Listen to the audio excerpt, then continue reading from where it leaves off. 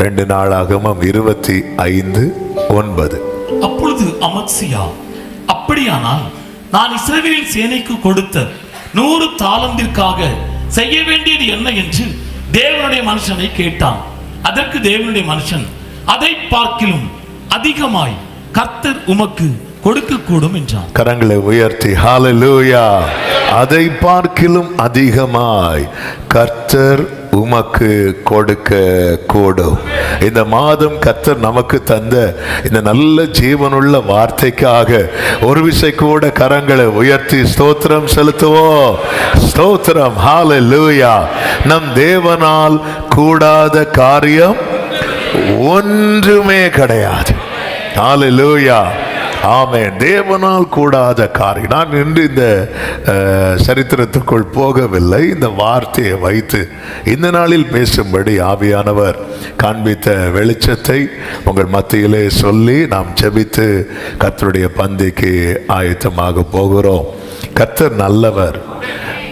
தேவனால் கூடும் என்று ஒரு வார்த்தை சொல்லப்படும் போது அதில் இன்னொரு சத்தியமும் இருக்கிறது. என்ன சத்தியம்னா, அந்த காரியம் யாரால் கூடாது தெரியுமா? மனுஷனால் கூடாது. ஆமென். நம் தேவன் சகலத்தையும் செய்ய வல்லவர். அவர் எதை செய்யணும்னு நினைக்கிறாரோ அது என்ன படாது? தடைப்படாது.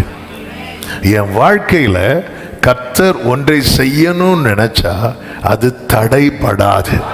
நாம் பாடினோமே, என் வாழ்விலே நீர் பாராட்டின தயவுக்கெல்லாம் நான் பாத்திரன் அல்ல சொல்லிட்டு ஆச்சரியமானவரே என்று சொன்னோம். 1ஆம் தேதி காலையில 3 வார்த்தைகளை சொன்ன. எத்தனை பேருக்கு ஞாபகம் இருக்குன்னு தெரியல. என்னெல்லாம் வார்த்தை? அதிகமாய் செய்வார், ஆச்சரியமானதை செய்வார், அதிசயமானதை செய்வார். நம்புறவங்க கைகளை உயர்த்தி ஹல்லேலூயா சொல்லுவோம். ஹல்லேலூயா. அதிகமானதை செய்வார். ஆண்டவருடைய மகத்துவத்தை சொல்லும் போது பாட்டு தான் வருது, ஆனா டைம். ஆமென். ஹல்லேலூயா. இந்த நாளிலே நாம் கேட்க போகிற செய்தி என்னவென்றால், தேவனால் மட்டுமே செய்யக்கூடிய காரியங்களை நாம் கேட்க போகிறோம். தேவனால் மட்டுமே. இந்த காரியம் யாரால மட்டும்தான் செய்ய முடியும்? தேவனால மட்டும்தான் செய்ய முடியும். இந்த காரியத்தை எவ்வளோ பெரிய சயின்டிஸ்டாக இருந்தாலும் சரி, எவ்வளோ பெரிய ஐஸ்வர்யவானாக இருந்தாலும் சரி, எவ்வளோ பெரிய ஞானியாக இருந்தாலும் சரி, எவ்வளோ பெரிய ஆளாக இருந்தாலும் சரி செய்ய முடியாது. தேவனால் மட்டுமே செய்யக்கூடிய காரியங்கள் நீங்கள் ஆதியாகமம் முதல் வெளிப்படுத்தின விசேஷம் வரைக்கும் பார்க்கும்போது ஏராளம் சொல்ல முடியும். அவருடைய கிரியைகள், ஆமென், எவ்வளவு எவ்வளவு எவ்வளவு. அதெல்லாம் நம்ம இன்னைக்கு பார்க்க போறதில்லை. பிரதானமான ஒரு 5 காரியங்களை வேகமாய் சொல்லி நான் ஜெபிக்கும்படி விரும்புகிறேன். தேவனால் மட்டுமே செய்யக்கூடிய 5 காரியங்கள். அதில் ஒன்று என்னவென்றால் சிருஷ்டிப்பு, கிரியேஷன். ஆமென். ஒன்றை உருவாக்குவது. இது தேவனால் மட்டுமே செய்ய முடியும். நீதிமொழிகள் 16:4 சொல்லப்பட்டிருக்கிறது, கர்த்தர் சகலத்தையும் தமக்கென்று படைத்தார். நம் தேவன் யார் என்று வேதம் அறிமுகப்படுத்துகிறது. எப்படிதான் அறிமுகப்படுத்துகிறது?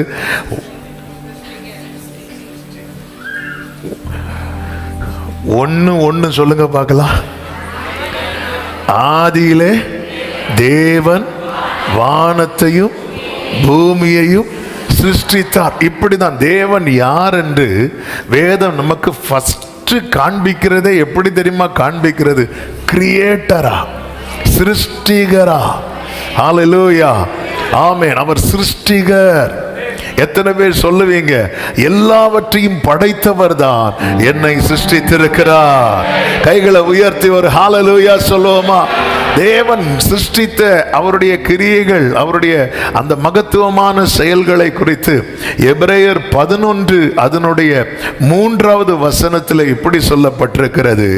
எபிரேயர் 11வது அதிகாரம் 3வது வசனம், விசுவாசத்தினாலே நாம் உலகங்கள் தேவனுடைய வார்த்தையினால் உண்டாக்கப்பட்டது என்றும் இவ்விதமாய் காணப்படுகிறவைகள் தோன்றப்படுகிறவர்களால் உண்டாகவில்லை என்றும் அறிந்திருக்கிறோம்.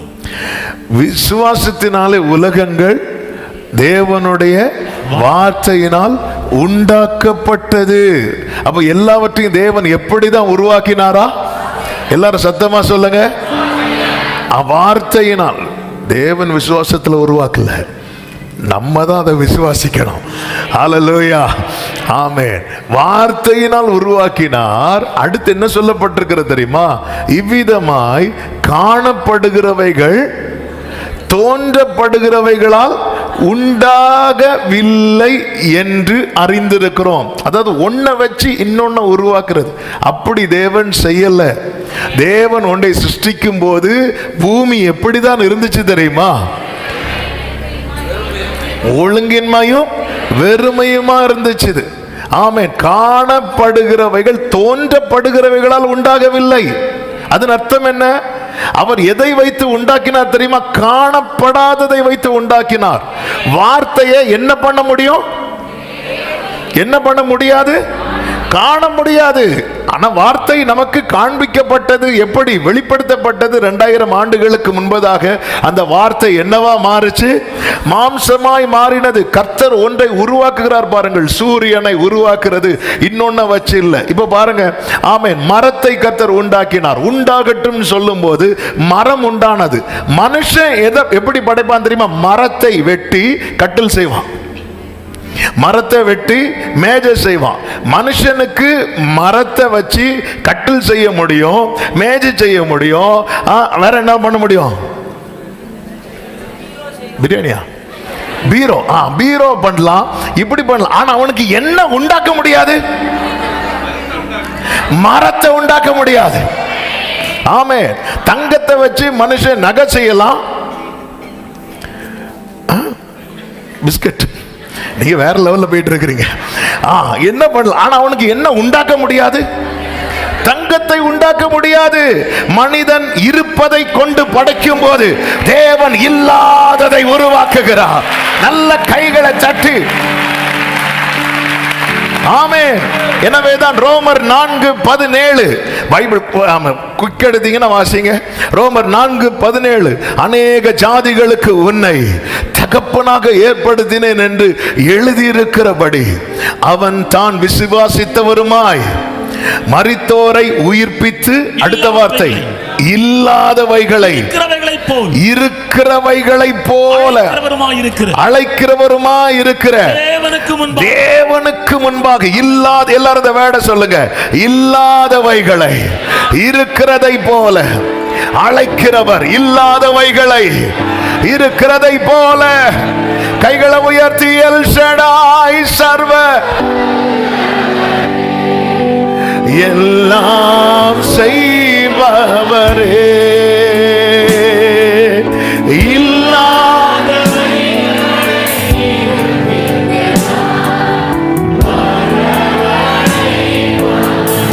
ஆபிரகாமுக்கு செய்தவர்.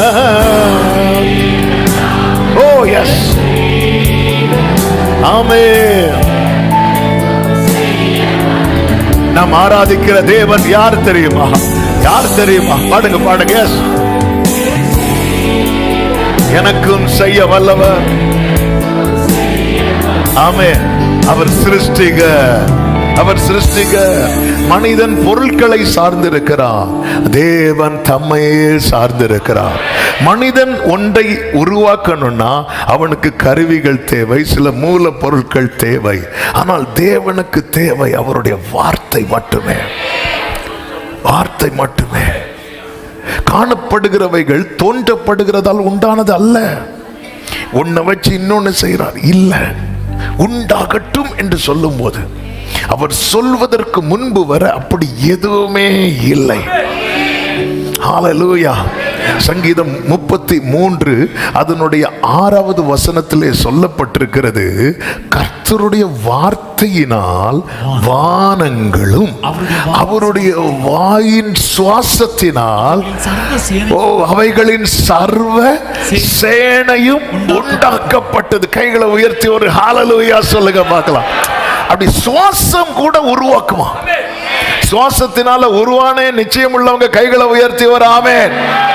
ஹல்லேலூயா. அப்படி ஊதுனா நம்ம கண்ட தரப்போம். ஆமென்.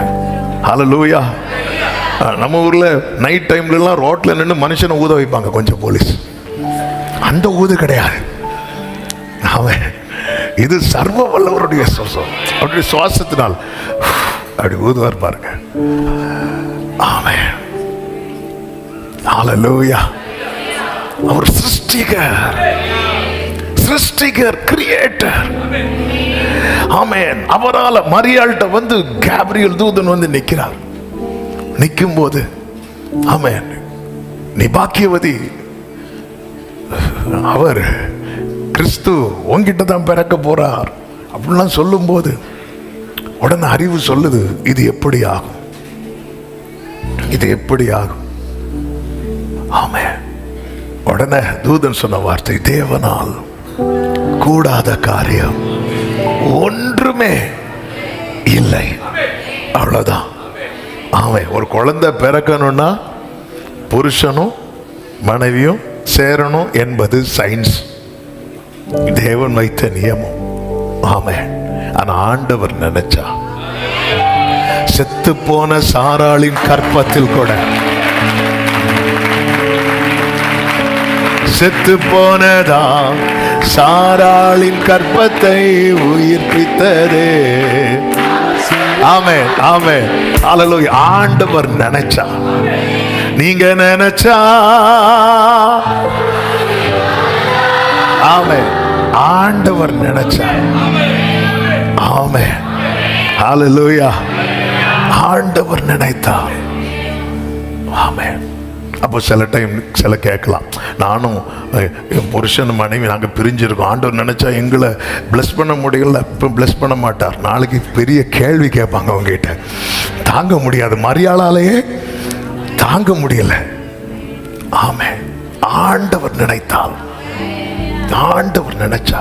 பைபிள்ல அழகான ஒரு வார்த்தை இருக்கு பாருங்க, ஏசாயா 65:18, நான் சிருஷ்டிக்கிறதினாலே நீங்கள் என்றென்றைக்கும் மகிழ்ந்து களி கூர்ந்திருங்கள். அடுத்த வார்த்தை, இதோ எருசலேமை களி கூறுதலாகவும் அதன் ஜனத்தை சிருஷ்டிக்கிறேன். ஆண்டவரே, என் வாழ்க்கை ஃபுல்லா அழுதுட்டே இருக்கேன்ப்பா, நீங்க நினைச்சா என்ன களி கூறுதலாய், ஓ மகிழ்ச்சியாய், என் குடும்பத்தில் நஷ்டப்பட்ட சந்தோஷத்தின் சத்தம், ஆமென், ரட்சிப்பின் கம்பீர சத்தம் மீண்டும் கேட்க வைக்க சிருஷ்டிகரே உம்மால் ஆகும்.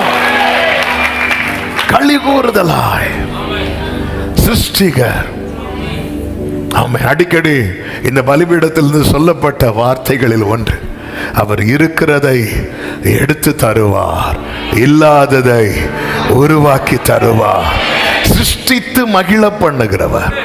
40 வருடம் கையில் இருந்த ஆரோனின் கோல் ஒரு நாள் ஆண்டவர் சொன்னார், இதை வச்சுட்டு போய் தூங்கிட்டு காலையில் வந்து பாரு அப்படின்னு.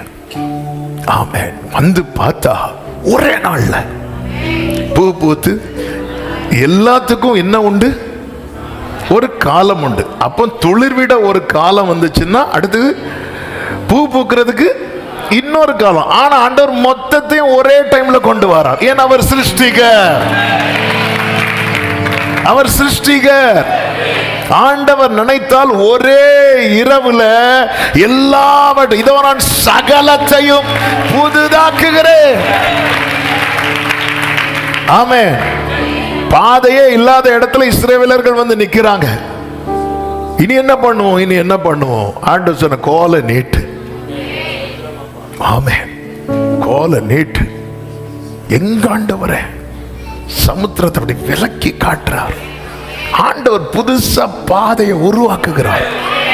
இதோ நான் புதிய காரியத்தை செய்கிறேன். சொல்லிட்டு அடுத்து என்ன சொல்ல தெரியுமா? நீங்கள் அதை அறியீர்கள். உனக்கு தெரியாதா என்னை பத்தி? நான் வனாந்திரத்திலே வழியையும் அவாந்திர வழிகளில் ஆறுகளையும்.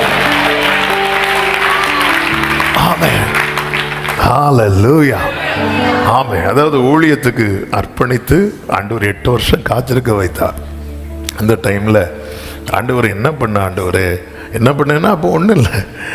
ஆமென். இங்கே வர்ஷிப் நடத்துவோம், அதுக்கப்புறம் அப்படியே உட்காந்துருப்போம். எவ்வளோ நேரம் தான் ஜோம் பண்ணிட்டு இருக்கிறது.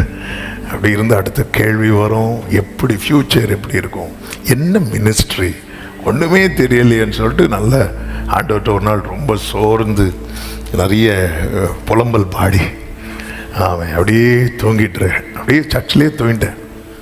அப்படியே ஆண்டவர் ஒரு காட்சி காட்டுறாங்க. அதில் என்ன அப்படின்னா, ஓடிட்டே இருக்கும்போது ஒரு பாதை அப்படியே லெஃப்ட் திரும்புது, ஒரு பெரிய பாதை. அப்போ என் கூட நிறைய பேர் ஓடிட்டு இருக்கிறேன். ஓடினவங்கெல்லாம் நிறைய பேர் லெஃப்டில் போகிறாங்க. அப்போ பாதை இப்படி தானே போகுது அப்படின்னு சொல்லிட்டு நானும் திரும்பும்போது ஒரு சத்தம் கேட்குது, நீ ஸ்ட்ரைட்டாக போ அப்படின்னு. ஸ்ட்ரைட்டாக பார்த்தா ஃபுல்லாக தண்ணி. ஆண்டவரே, எனக்கு நீச்சலும் தெரியாது, நீங்கள் வர ஸ்ட்ரைட்டாக போன்னு சொல்கிறீங்க, நீ போ அப்படின்னு. நேராக போய் அந்த தரையிலிருந்து தண்ணியில் கால் வைக்கும்போது அதில் ஒரு பாறை இருக்குது. அடுத்து கால் வைக்கும்போது அடுத்து ஒரு பாறை இருக்குது. அப்படி போய் அடுத்து போய் அந்த கரையில் போய் சேரும்போது அப்படி ஃபுல்லாக செழிப்பா பச்சை பச்சைன்னு இருக்கு. ஆண்டவர் பேச ஆரம்பித்தார், உன்னை நடத்துறது நானா, எங்கேயுமே நிற்க மாட்டேன், போயிட்டே இருப்பேன். ஹல்லேலூயா. ஆண்டவரால கூடாத இது இது இது ஏன் எப்படி அவருக்கு முடியும்னா, அவர் சிருஷ்டிகர். ஆமென். கர்த்தர் காண்பிக்கிற பாதையில மோசையால ஜனங்களை கொண்டு போக தான் முடியும். திடீர்னு வனாந்திரத்தில் தண்ணி இல்லைன்னு சொன்னதும் மோசையும் சேர்ந்து என்னதான் பண்ண முடியும்? அழதான் முடியும். ஆண்டவர் சொன்னார், இங்கே பாரு, உன் பக்கத்தில் இருக்கிற கண்மலையில் அடி, உள்ள தண்ணி வச்சிருக்கிறார். எவ்வளோ நாள் வச்சிருந்தாருன்னு தெரியாது, ஆனால் அவர் கொண்டு வர வைத்தார். இரவு முழுவதும் வலை போட்டு மீன் கிடைக்காத இடத்துல அவர் போட்டில் ஏறினதும் போடுனார். இரவுல கிடைக்கலன்னா பகல்ல சான்ஸே இல்லை. ஆனால் ஆண்டவர் போட வைக்கிறார். போட வைக்கும்போது ஆமென், இவ்வளோ மீன் எங்க இருந்துச்சு? சிருஷ்டிகர் இருக்கும்போது. எருசலேமை கலிகூறுதலாய் கர்த்தர் எத்தனை பேர் இதை நம்புறீங்க? ஆமா, அவருடைய எருசலேமே நான் தான் சொல்றவங்க. கலிகூறுதலாய் சிருஷ்டிக்கிறேன். தேவன் சிருஷ்டிகர். அவரால் புலம்பலை ஆனந்த களிப்பாய் மாற்ற முடியும், சாம்பலை சிங்காரமாய் மாற்ற முடியும், வெட்கத்தை இரண்டத்தனை பலனாய் மாற்ற முடியும். நல்ல கைகளை தட்டி. அதனாலதான் ஆண்டவர் சொல்லுகிறார், களஞ்சியத்தில் இன்னும் விதை தானியம் உண்டோ? திராட்சை செடியும் அத்தி மரமும் ஒலிவ மரமும் பலம் கொடுக்குதா? இல்லையா? சரி, அடுத்த சீசன்ல பார்ப்போம். அப்படியா சொல்லுவா? இல்ல, இன்று முதல் நான் உன்னை. அதனாலதான் ஆபகுக்கு எடுத்து சொல்லுகிறான், அத்தி மரம் துளிர் விடாமல் போனாலும், திராட்சை செடி பலன் கொடாமல் போனாலும், நான் கர்த்தருக்குள் மகிழ்ச்சியா இருப்பேன். ஆமே, நான் வாழ்வதற்கு வேண்டியதை கர்த்தர் எனக்கு சிருஷ்டித்து தருவார். எப்போ இந்த ஊற்று கர்த்தர் திறந்தார்னே தெரியாது. ஆகாரின் கண்ணை திறந்து பார்த்தா என்ன இருக்கு தெரியுமா? ஊற்று இருக்கிறது. இயேசு எப்போ மீனை பிடிச்சி ஃப்ரை பண்ணாருன்னே தெரியாது. ஏன்னா நைட்டு ஃபுல்லா கடல்ல யாரதான் இருக்கிறா? சீஷர்கள் இருக்கிறாங்க. பொழுது விடிந்து வந்து பார்த்தா நல்ல தந்தூரி ஃபிஷ். அப்படியே எப்போ பிடிச்சிங்க ஆண்டவரே? எங்க பிடிச்சிங்க ஆண்டவரே? ஆண்டவர் உங்க போதகர் டாக்ஸ் கொடுப்பார். பேதுரு உள்ள வந்தோடனே, பேதுரு ஆண்டவரே ஆவேசப்பட்டு சொல்லிட்டேன் அப்படி சொல்றதுக்கு முன்னாடி, இங்க பாரு, எங்கேயாவது குமாரர்கள் டாக்ஸ் கொடுப்பாங்களா? இல்லை, அடிமைக்கு தானே கொடுப்பாங்க. குமாரர்கள் உரிமை இருந்தாலும் நீ சொல்லிட்ட, நமக்கு இடரல் வேண்டாம், நீ போய் தூண்டில போடு. நீ பிடிக்கிற முதல் மீனுக்கு வாயில் என்ன இருக்கும் தெரியுமா? வெள்ளி பணம் இருக்கும். இந்த வெள்ளி பணம் எப்படி வந்துச்சு? அது யாராவது போட்டில் டிராவல் பண்ணும்போது போட்டு உடஞ்சதுல கையில் இருந்த வெள்ளி காசெல்லாம் செதறி இருக்கும். அது ஒரு மீன் எடுத்து சாப்பிட்டு இருக்கும். அந்த மீன் ஜெபம் பண்ணி இருக்கும், ஆண்டவரே என்னை காப்பாத்துங்க, இப்படி நம்ம நிறைய சொல்லலாம். இல்ல, அவர் சிருஷ்டிகர். அவருக்கு இது ஒரு விஷயமே கிடையாது. மண்ணை பிசைந்து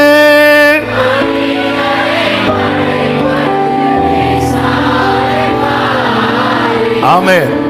கண்ணு தெரியாம ஒருத்தன் வரான். அவர் சிருஷ்டிகர், அவர் எல்லாவற்றையும் உண்டாக்கினவர்.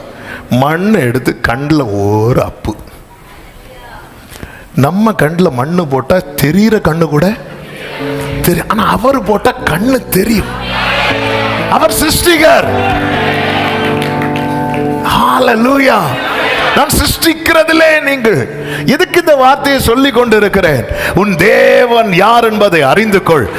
ஆண்டவர் நினைச்சா அழுகையும் புலம்பலும் இருக்கிற உன் கூடாரத்தில் ரட்சிப்பின் கம்பீர சத்தத்தை கேட்க வைக்க முடியும்.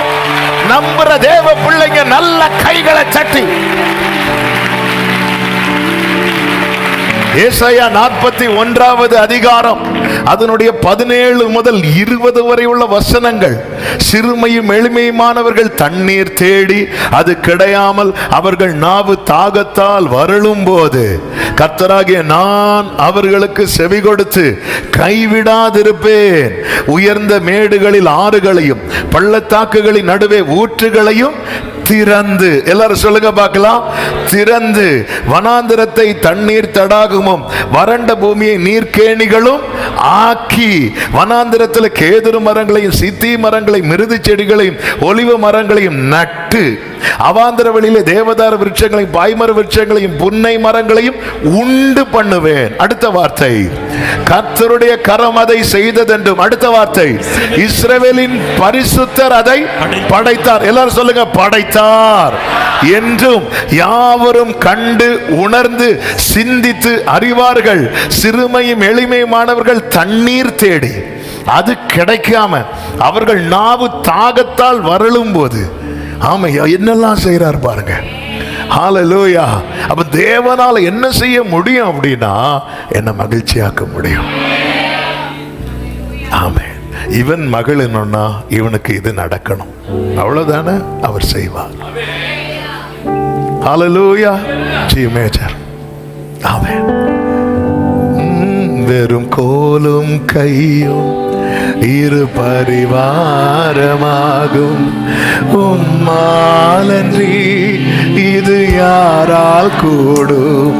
வெறும் கோலும் கையும் இரு பரிவாரமாகும்.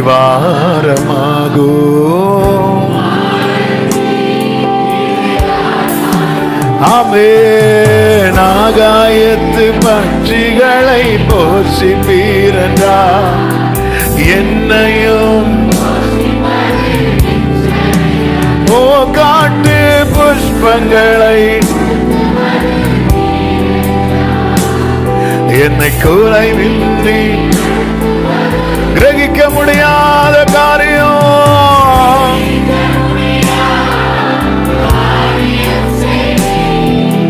சர்வஞானியே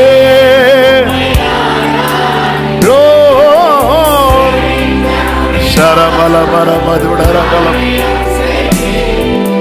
சர்வஞானியே. ஆமென். அவர் எந்த மனிதனுக்கும் இதை செய்ய முடியாது, எந்த மனிதனுக்கும் ஒன்றையும் செய்ய முடியாது. இல்லாதவைகளை இருக்கிறதை போல வரவழைக்கிற கர்த்தர்.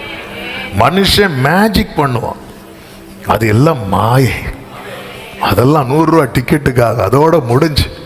ஆனால் ஆண்டவர் தேவன் செய்வது எதுவோ அது என்றைக்கும் நிற்கும். அவர் சொல்ல ஆகும், அவர் கட்டளையிட நிற்கும். சத்தமா ஆமென் சொல்லுங்க பார்க்கலாம்.